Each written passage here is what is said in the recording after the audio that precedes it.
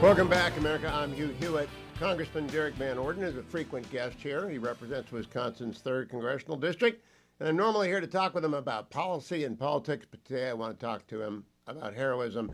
Congressman, welcome back. Good to see you. I was incredibly grateful to Selena Zito for writing up what you did this Saturday past. Was it just past Saturday or a week past Saturday? This last Saturday, yes. Would you tell the audience what you were doing when you were driving down the highway in Wisconsin? Well, we're in Iowa. I do live in Wisconsin, but we were on the way down to get with family because this last Tuesday is the second anniversary of our oldest daughter dying from cancer, and we were going to go down and meet family, and that day, this last Saturday, have a memorial service for her. So that's the context, and we're driving on Highway 35 south, just south of Osceola, Iowa, and I noticed a semi-trailer pulled off on the side of the road in the northbound lanes. Didn't think anything of it until about a second later I heard a massive boom and looked in my rearview mirror and saw a minivan in the process of disintegrating. I mean, it was just a horrific crash. And my wife, Sarah Jane, asked me, what was that? And I said, somebody just died. I mean, it was shocking, the violence of that accident. So I turned around and drove up the median. There's a grass median, the quarter of a mile or so we'd traveled in that, a couple seconds. I drove up and I parked about 15 meters or so away from the car because I didn't know if it was going to explode or not. And then ran over. There's a woman in the driver's seat. And then I ran around the car to the passenger, the side that took the brunt of the impact. And there was an 11-year-old in there who's essentially from the bottom of his right knee down to his ankle on the side. All of the flesh was removed. It was a terrible injury. And then on his right forearm, he also had an open fracture with an arterial bleed. So I sprinted back to our truck and I opened up my suitcase because we were visiting, and I got 2 pairs of socks out of my suitcase and then tied them together, 1 pair each, to form a constricting band for both his arm and his leg because there physically wasn't enough material to make tourniquets yet. And that slowed the bleeding, which was great. And then by that time, more people had showed up, and I said, hey, does anybody have a knife? And someone handed me a carpet cutter. So I cut the seat belts, and then we fashioned tourniquets for his arm and his leg, and that stopped the bleeding. And I got to tell you, Hugh, that kid was so brave. He said, "Is my leg gone?" I said, "No, it's right here." And don't worry, I'm a combat medic. I was a Navy SEAL. I've seen a lot of injuries like this. You're going to be just fine. That must have helped. Now, he's 11 years old, right? And he did not lose consciousness. He wasn't in shock. It was one of the most fascinating things I've ever seen in my life. He just, after we talked like that, he said, when's the pain going to go away? I said, the ambulance will be here in just a couple minutes, and they'll help you with that. And then he just sat back very calmly. He was just remarkably brave. And I gave the trooper my information because I'm a witness to the accident, and his father got a hold of the trooper, or asked the trooper for my info so he could say thank you. And so we talked on the phone, but then I said, hey, look, we're going to be driving through Des Moines on the way back home to Iowa. So we went and saw him in the hospital. And again, this guy's just sharp as a tack. He immediately recognized me when I walked in the room. And he said, I wouldn't be here without you. And he thanked me. And I said, well, you're welcome, young man. And now you owe me. And this is what you owe me. You need to grow up to be a fine man.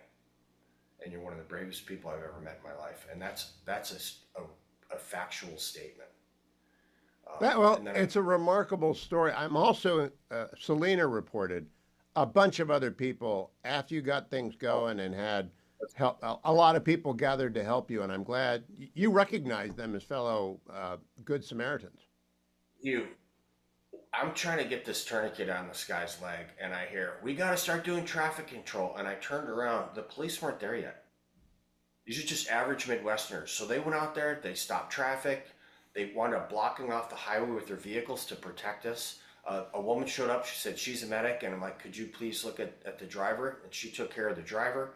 People climbed in the back of the minivan that's just shredded to hold spinal stability.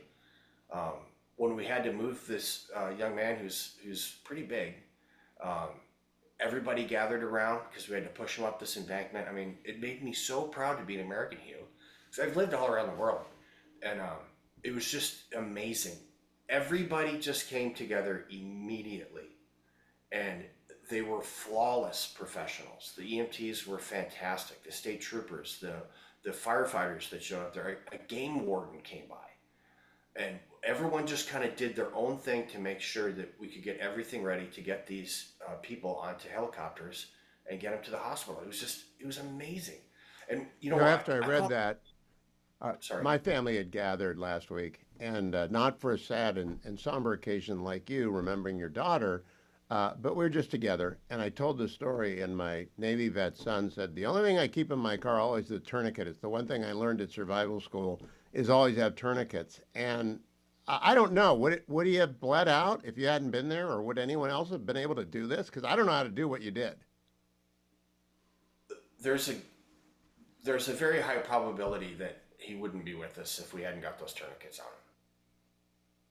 So It's that that, simple. I've seen wounds and like that again and again, and yeah. So how long did I'll it tell you what. Go ahead.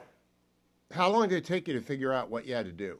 I know you've been in combat a lot and you've trained for this, but how long did it take you to figure out leg first, arm first, second, tourniquet, stabilize, I remove?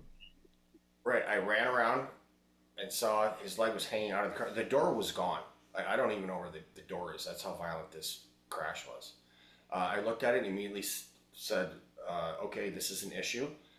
I asked him if he was okay, and he responded. That means that you have a patent airway. If you can speak, that means you can breathe. So that's always a good thing. Oh, And then you have to address uh, the bleeders immediately.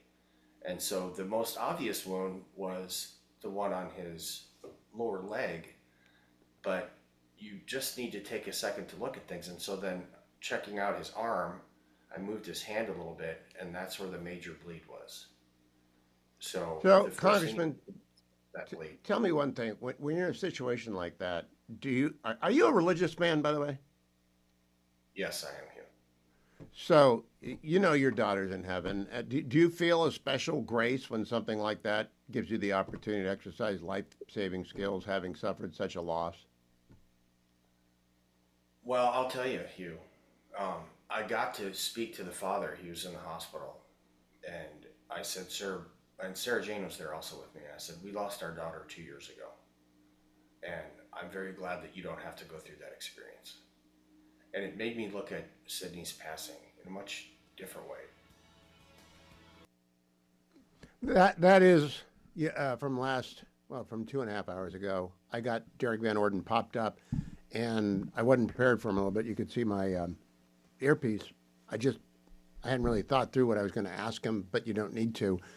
Uh, the story itself is as riveting as you can possibly imagine. Now, it happens in America every day. Good Samaritans are out there every day doing good things. You know, after the storms hit the hill country of Texas, thousands of you stepped up and made contributions. You're good Samaritans. Thank you for that. But would you know what to do? Would you have any idea? Would you have an ability to keep your head about you? Now, the congressman was in the teams and deployed a lot over the course of 20 plus years. I think he was a master chief. And so he's been in a lot of gunfights and he's been in a lot of tough situations. And those are the 20 years during the Long War. He was in the movie Act of Valor, where real SEALs played the roles. They thought it was easier to have SEALs become actors than actors become SEALs. And it was the first movie released after SEAL Team 6 went in and got bin Laden. And so if you recognize Congressman Van Orden, it's because he's the senior chief interrogator in that movie, Act of Valor, starring Rourke Denver and a bunch of other SEALs who are now retired and out of the business. But Can you keep your wits about you in a situation like that? Would you know how to do it? I don't think so. I mean, I would like to think I would try and help, but I'd maybe be able to direct traffic. Don't know that I could do tourniquets. Don't even know that I would think about it. So my hat is off to Derrick Van Orden and you people in Wisconsin. You are very, very lucky to have a man of valor like that as your congressman in the 3rd Congressional District in Wisconsin. We need more people like that in Congress and fewer people like Adam Schiff. I'll be right back, America. Stay